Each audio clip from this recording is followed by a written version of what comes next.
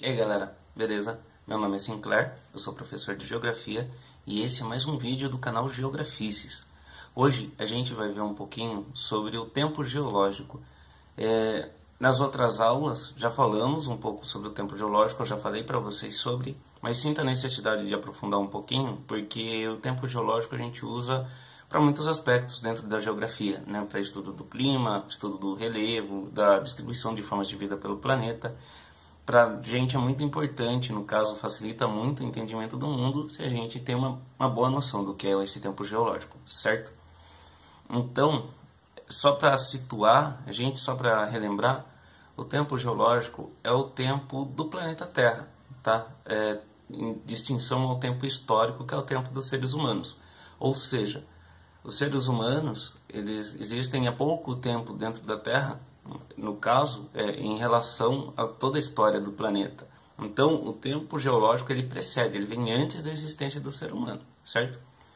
A grande questão é, como é que criaram essa tabela de tempo? Como é que eles sabiam a idade das rochas, né? Como que chegaram a essas conclusões?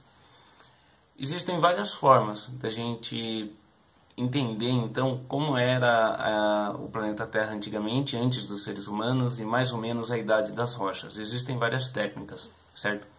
Uma das técnicas mais utilizadas é a datação do chumbo. O chumbo, no caso, ele é ocasionado, né? Houve um momento, na verdade, em que ele era urânio e ele se transformou em chumbo. O urânio ele é radioativo, ele emite energia, só que essa energia ela não é constante, ela vai diminuindo com o tempo. E a partir do instante que ela não tem mais essa energia, ela se transforma em chumbo. Esse processo a gente chama de meia-vida. Então, um geólogo capacitado ele vai conseguir identificar, através de chumbo que esteja presente nas rochas, ele consegue identificar mais ou menos qual é a idade da rocha através do chumbo, através da meia-vida dele, né? Então, se ele ainda emite uma certa energia, provavelmente seja de formação mais recente. Se ele já emite menos de radiação, ele é um material mais antigo, certo? Mas nem sempre você vai ter essa possibilidade de você identificar a rocha dessa forma. Existe outra possibilidade, que é através da estratigrafia. A estratigrafia, na verdade, é o estudo das camadas de rocha. Quando a gente fala principalmente de rocha sedimentar, mas isso vale para todos os tipos de rocha, normalmente elas se formam em camadas horizontais, que vão se acumulando. Se você entende de estratigrafia, você consegue fazer uma leitura dessas camadas. Cada camada ela corresponde a um ciclo de deposição de sedimento, de erosão, do que quer que seja, e é uma sequência. Então, aquelas rochas que estão mais para cima, né, dessa camada, elas são mais recentes, e as que estão mais no fundo, elas são mais antigas. Então, é um processo aí de acumulação, tá? O considerado o pai da estratigrafia foi o William Smith. Em 1793, ele foi e fez um mapa das Ilhas Britânicas, um mapa geológico, um dos primeiros, né? Ele foi pioneiro, ele fez um mapa então usando toda essa questão da estratigrafia, só na base desse tipo de observação. Atua ali junto a paleontologia. Então, como já falei também em vídeos anteriores, paleontologia é o estudo dos fósseis. E onde os fósseis normalmente acabam sendo melhor conservados são nas rochas sedimentares. E por isso você consegue usar a estratigrafia para isso, tá?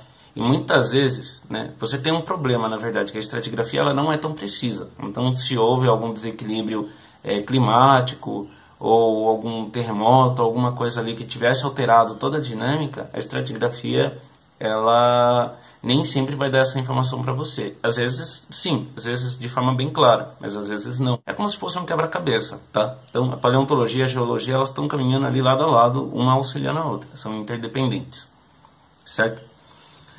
Outro nada. Vamos lá. O que acontece então? Essa tabela de tempo geológica ela foi criada no século XIX, a fim então de consolidar algumas informações que já estavam sendo sendo transmitida entre os geólogos, né? É uma forma de facilitar mesmo o processo de pesquisa, certo? E a tabela, na verdade, há muito o que falar sobre ela, e eu vou deixar o link nos comentários aí com a tabela, caso vocês queiram ver mais a fundo, tá? Mas eu só vou falar aqui de forma resumida sobre algumas características. Então a gente pode dividir, ou melhor, eles dividiram, né? A gente só aprecia, dividido em éons, tá? Então a escala de tempo do planeta Terra é dividida em éons. Os éons, por sua vez, são divididos em eras, as eras por períodos e os períodos por época. Cada um corresponde, então, a uma determinada etapa ali da formação do planeta Terra, das formas de vida, enfim. O éon, a gente tem, na verdade, 4 grandes éons, que seria o Adeano, o Arqueano, o Proterozoico e o Fanerozoico. O Adeano, que inclusive o nome está ligado a Hades, né, que é o senhor grego lá das profundezas, não temos registro. Tá? Ele está ligado, na verdade, à formação do planeta Terra. Então a gente praticamente não tem informação desse período, justamente porque estava em formação, certo? Então tudo que a gente vai ter de rocha ou de qualquer outro registro vem do éon seguinte, que é o Arqueano, certo? O Arqueano ele corresponde ali a 4,5 bilhões de anos, mais ou menos, até 542 milhões de anos atrás, tá? Perdão, até 2 bilhões e meio de anos atrás, tá? De 2 bilhões e meio de anos atrás a 542 milhões de anos, a gente tem o éon Proterozoico, certo?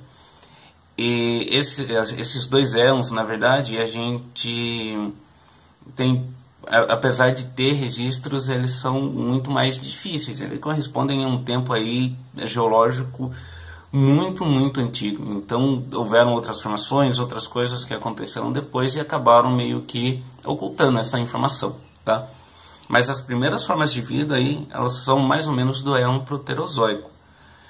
A partir do éon Fanerozoico, a gente já pode falar então do surgimento de distintas formas de vida, tá? Então o Paleozoico, ele é uma era do Fanerozoico, e o Cambriano é um período do Paleozoico. Então a gente chama até de explosão cambriana, que é quando surgiu assim inúmeras formas de vida, uma mais distinta do que a outra, tá?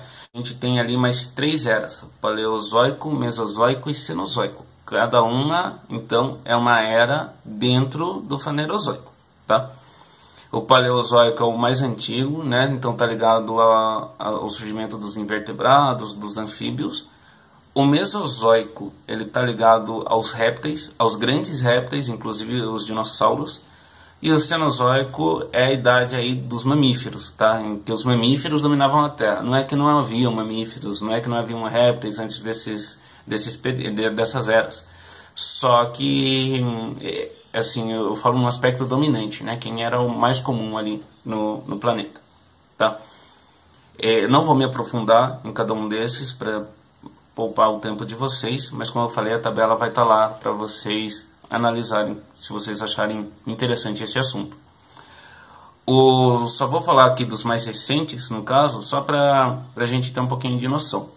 O Mesozoico, então, ele pode se dividir em 3 períodos: Triássico, Jurássico e Cretáceo, tá?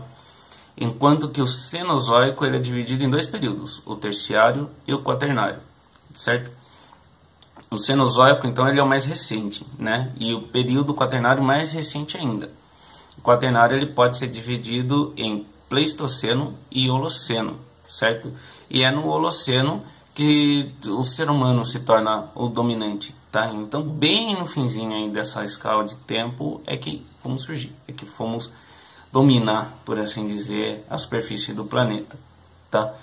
Fala-se, né, há muita discussão entre os cientistas se já é tempo de a gente acrescentar uma nova época, que seria o Antropoceno, em que a transformação que o ser humano causa no ambiente já é o suficiente para afetar até os registros geológicos, mas isso é uma discussão que ainda não está consolidada, não está sedimentada, né? Então pode ser que a gente ouça falar ainda sobre essa questão, tá?